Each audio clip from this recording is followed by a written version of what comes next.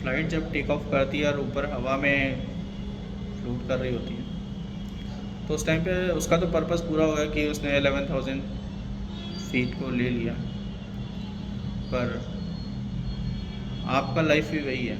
जब वहाँ पहुँचते हैं तो नीचे देखते हैं ना कि बहुत सारी चीज़ें छोटी छोटी हो गई हैं। तो ज़िंदगी में यही कैरियर है, जब हम ग्रो करते हैं ना, बहुत ग्रो करते करते एक लेवल पे जब स्मूथ लेवल आता है तो बहुत कुछ आपकी लाइफ से बिखर चुका है।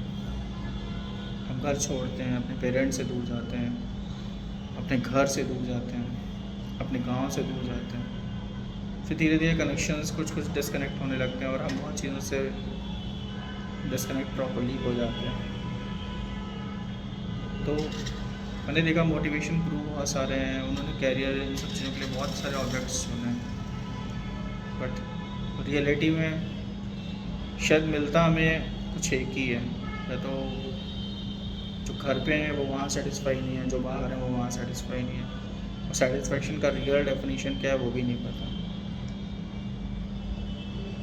मेरा सिर्फ जो पर्पस है कि जैसे जैसे शिक्षा बढ़ी, एजुकेशन बढ़ी, एजुकेशन सिस्टम बहुत स्ट्रांग हुआ, तो जो रियल में आज से 30 साल पहले का भारत था, 40 साल पहले का भारत था, वो भारत बहुत बेहतर सा नहीं। हम सब कुछ बैलेंस नहीं कर पा रहे।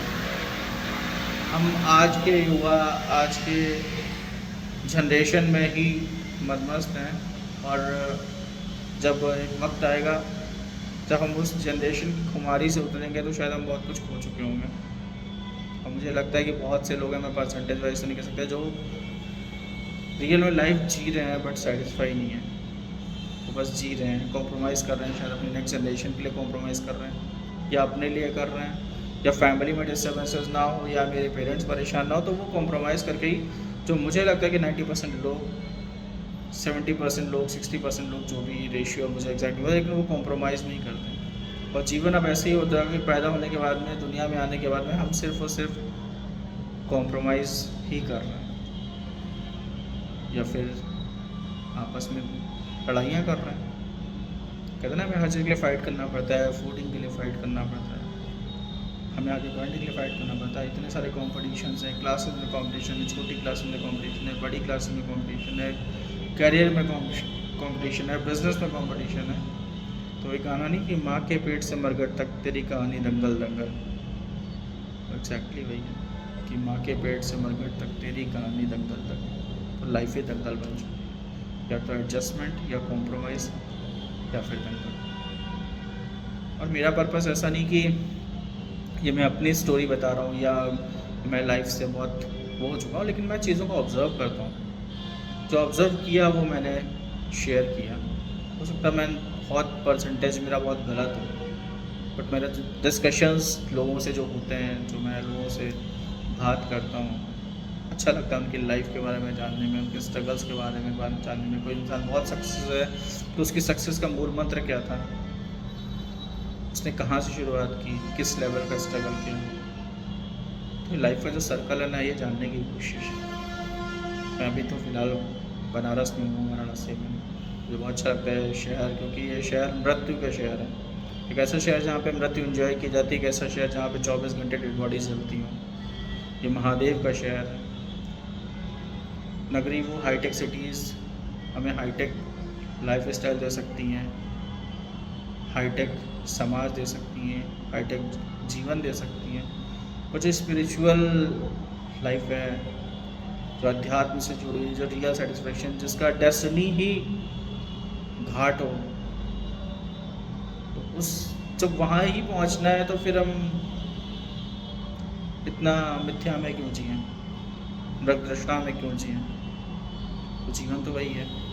शायद इस स्पिरिचुअलिटी को हम चाहते हैं कि ग्रैब करें, और हम चाहते हैं कि उस चीज़ को समझें, उस चीज़ को जानें, उसके यथार्थ को जानें। और जब घाट पे बैठ के जब किसी के साथ में जाएं, तो आप किसी की डेड बॉडी को जलते हुए देखते हैं, तो ये मत सोचिए कि कोई इंसान चला गया, ये सोचिए एक ज़िंदगी का एक तजुर्बा चला गया।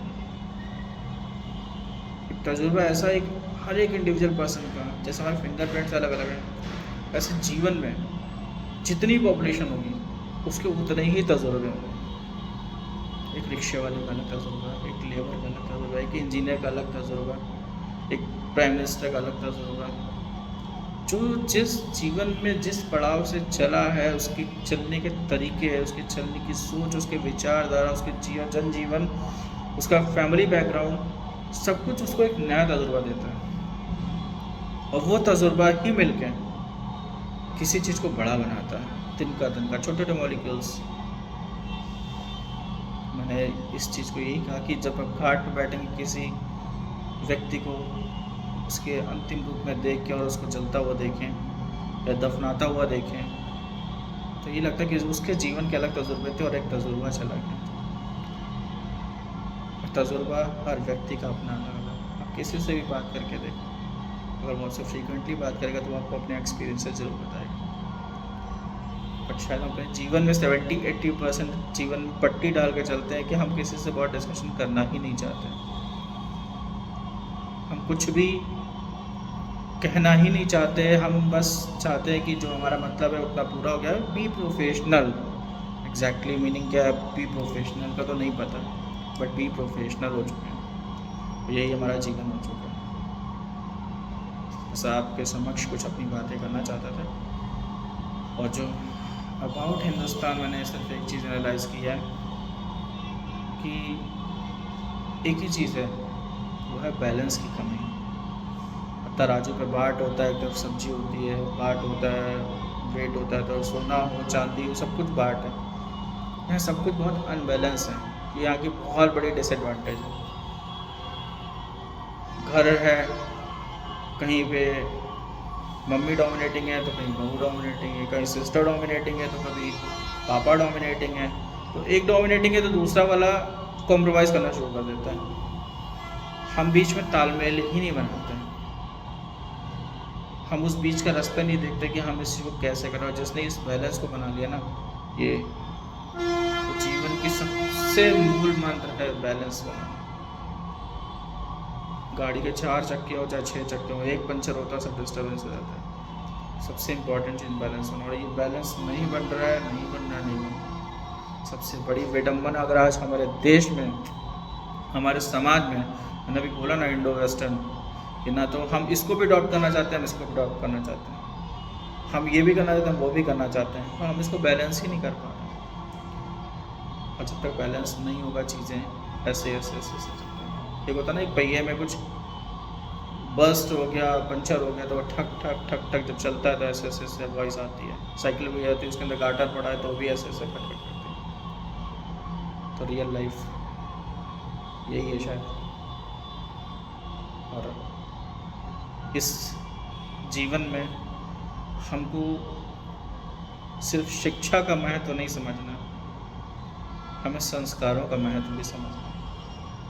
हम शिक्षा पे बहुत फोकस कर रहे हैं, शिक्षा पे फोकस करना बहुत ज़रूरी है आगे के सर्वाइवल के लिए, लाइफ को जीने के लिए, सब कुछ। बट हम संस्कारों से बहुत छीड़ होते जा रहे हैं, हम उन संस्कारों को अडॉप्ट ही नहीं कर रहे हैं। शायद हमें लगता है कि बहुत पुरानी बात है। आज हम देखते हैं कि पुरानी बातें जो, ठीक है मैं 38-39 ईयर्स का हूँ, तो मेरी दादी कहती थी कि मिट्टी के बर्तन बहुत अच्छे होते हैं। आज वो मॉडर्न एरा में आ रहे हैं मिट्टी के बर्तन। मॉडर्न रेस्टोरेंट्स में आप जाइए तो मिट्टी के बर्तनों का यूज़ हो रहा है। मॉडर्न रेस्टोरेंट में जाइए तो मिट्टी का आपका पुराने तरीके से लोग बना रहे हैं उसको।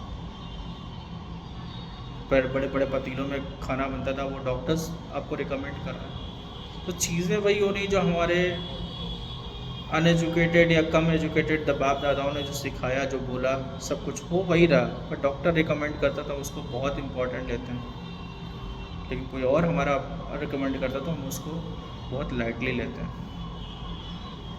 मेरे घर के लोग कोई बात समझाते हैं तो शायद नहीं समझते, बाहर के लोग कोई बात समझाते हैं तो हमसे बहुत अच्छे से अडॉप्ट करते हैं। हमारी विडम्बना, ये हमारी सोच और विचारधारा की कमी।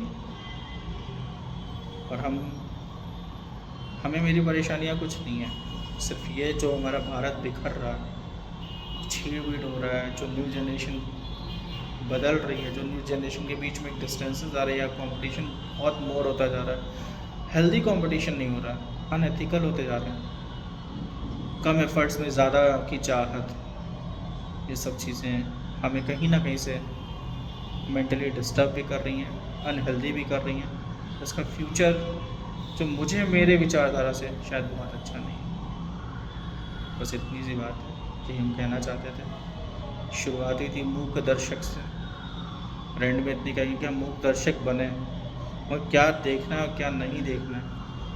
हम जीवन भर ये बोलना जानते हैं ना कि हमें बोलना आता है, हमने बहुत अच्छा सीखा जब पहली बार पापा बोलते हैं, मम्मी बोलते हैं, कुछ बोलते हैं तो अच्छा कि बोलना आ गया।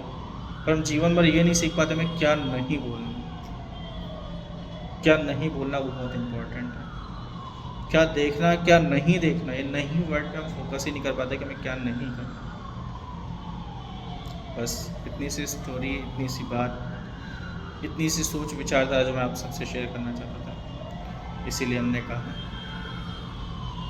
बहुत इंडिपेंडेंस डे आ रहा है और सभी को इंडिपेंडेंस डे की हार्दिक शुभकामनाएं। बहुत बहुत धन्यवाद। जय हिंद, जय भारत।